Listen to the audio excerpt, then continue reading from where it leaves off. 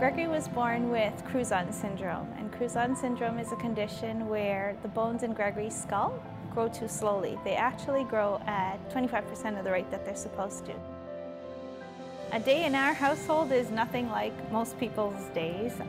Typically, the conversations are around Gregory and his pain because he's got chronic head and neck pain. So, how much is your pain on a scale of 1 to 10? Where else does it hurt? When he got the form and it asked him to, fill in, what would you like as your dream? Without a moment, he answered Walt Disney World. And so I filled it in and I had asked him, why do you want to go to Walt Disney World? And his answer was, because everybody in my class has gone. I'm the only one who hasn't gone. And he had made comments about how he was tired of being different from everybody else.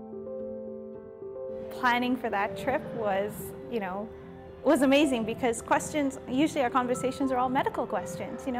Typically when Gregory and I talk, a lot of it is that.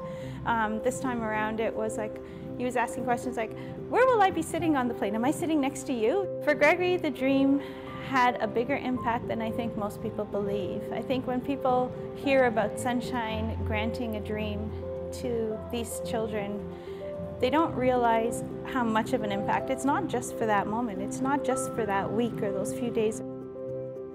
Whenever things aren't going so well, Gregory knows that he can always look back on that dream trip and put himself in a better state of mind.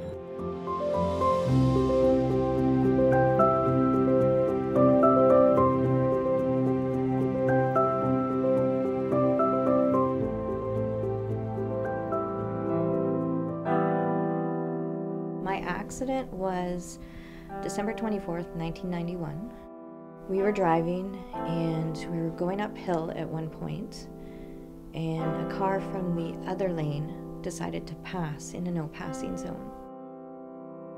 I'm a complete paraplegic. Basically, I have no movement from about an inch before the belly button down. So I am in a wheelchair, and I will be for the rest of my life.